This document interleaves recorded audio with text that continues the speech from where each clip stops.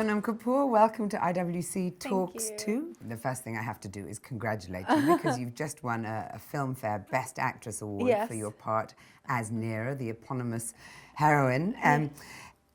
She was a flight attendant who saved about 350 passengers in a hostage crisis? Yes. 356. Yes, Pan Am was this airline, and she basically, Pan Am 73 is the aircraft that she saved all the passengers on the aircraft.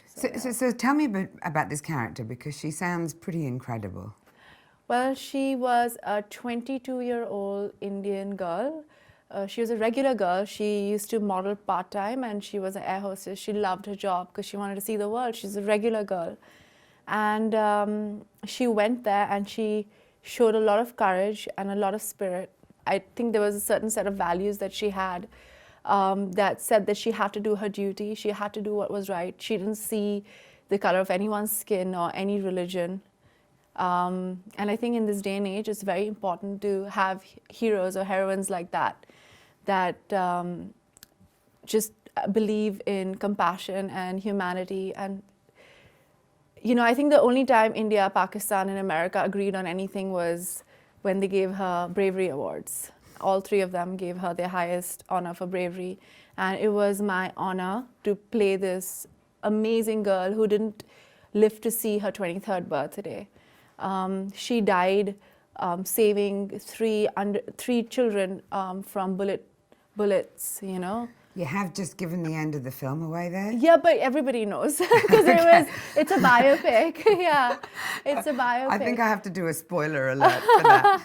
It's a biopic. Everybody knows because it's a true story, and you know, and it was very heartening that the film did well as well, because everybody knew how the film was going to end. That this girl doesn't get to see her 23rd birthday. There is also a sense, though, and you correct me if I'm wrong, you're an enormous Bollywood superstar, but how often or how common is it for female leads to head Bollywood movies, and is it something that's changing, and is Neera in a way a film that's precipitated change?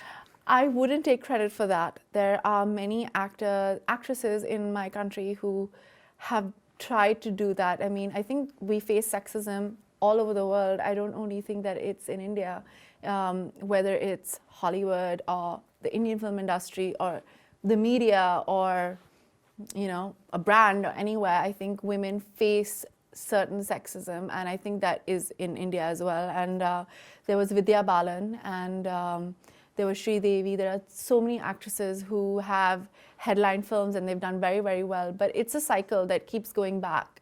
So I have the luxury of choice. I choose films where I get to play certain characters that make me grow as an artist and as a person. So with choice, though, comes responsibility, I suppose. Have you ever found it difficult in that situation, choosing a role? Have you ever chosen something that you had to defend or you know, that did in some way cause controversy? I have very little self-preservation. And my mom says it comes because I'm young. But I think it's just my personality type, because I've been in the industry for almost 10 years now. I'm 31 years old, and that hasn't gone away. I believe in, you know, doing what. I don't want to wake up in the morning and be sad or like pissed off that I'm going to work. I want to be excited about work. So if that means making unconventional choices, then it's okay, you know, and I deal with it, and it's fun. Sometimes I'm an actor, I like drama. Do you think, in a way as well, you know, you've mentioned your mum, but your whole family are a film family, as it were. Third generation. Everyone works in the industry in one way or another. Do you think that that's been helpful to you, because you've stepped into something that you understand very well, the power set up and how it works? Okay, there are two sides to everything. You know, there's a beautiful saying in India where there's not much that grows under a banyan tree. So there's that. But if you know, and then a friend of mine said something very beautiful where he said that if you shine bright enough, then a shadow can grow. So it's about finding your own path and using the experience of all your elders and everybody who's been in the industry to do better. And you also know what goes up comes down. and to not take your success and your fame too seriously and concentrate on doing good work and go down in posterity. So, since my family's been in the industry for so long as producers and filmmakers, and now many, many actors, it's a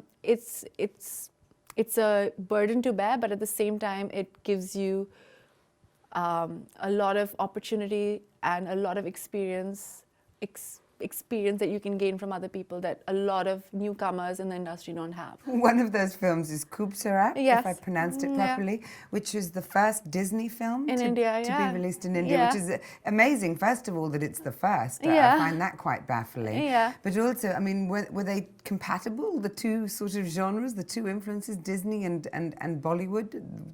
Well, I played a wannabe princess. I was a physiotherapist, and I like the way the path that Disney is going in, where their princesses are very strong, feminist. The Frozen style of princess. Yeah. She was a role model. She was a girl who was like, I don't need a prince to tell me who I am, and I don't need to change for anyone. I don't need to be a perfect princess.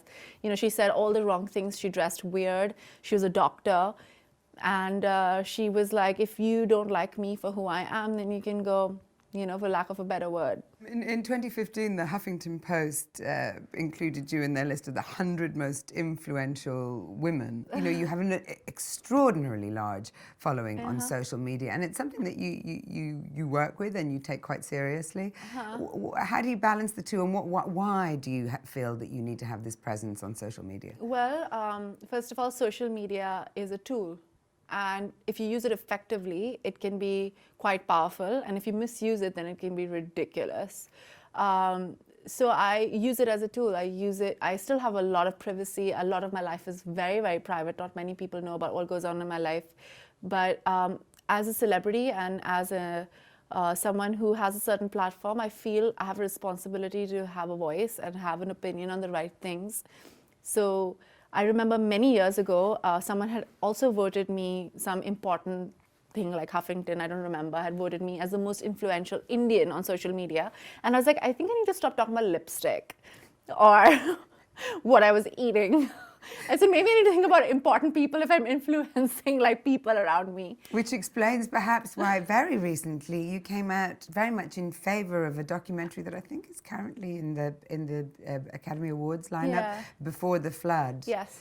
Why did you choose that particular film to support? What was it about it? Well,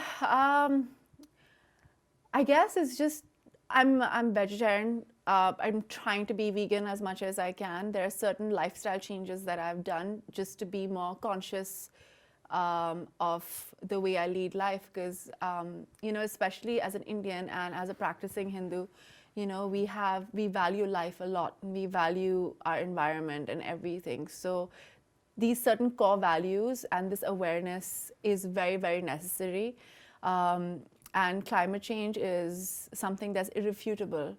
And it's important for a film like that to showcase it. So they asked me, so I did it at the Global Citizen Festival, and then also at, and just promoted the video as well. And I thought it was an important thing to do. It was just one post, but I didn't expect it to garner that kind of... Well, when you've got nearly 10 million followers, you're going to garner that sort of attention with any post you make. Yeah. But the one thing that I really work towards is LGBT rights. That is something that is very, very close to me, especially in India. Why? Because I feel like, especially in India, I think, we are known to be very, very tolerant. And things have changed a lot in the last couple of years. And...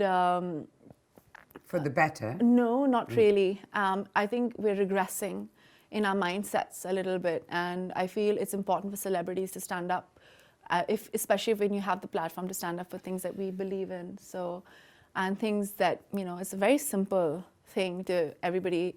I think everybody needs to have a right to be who they want to be. It's a basic right. After all those eloquent answers, we're now going to subject you to our quick fire round. That's 10 questions in 60 seconds. Starting now. Okay. If you'd not become an actor or actress, you would have been... a librarian. Right. I would not leave my house without. My phone. If I could meet one historical person from the past, it would be? Mahatma Gandhi. My biggest indulgence is? Chocolate. One superpower that I would like to have is? Wisdom. The funniest nickname I was ever given was? Giraffe. My worst fear is? Mediocrity. Flats or heels? Always heels. If I was reincarnated, I would like to be? A fish. Do you feel best in the countryside or in the city? The countryside. And finally, favorite pastime when you're not working? Reading. That's Thank good. you very, Thank very you. much. Thank you That so was much. great.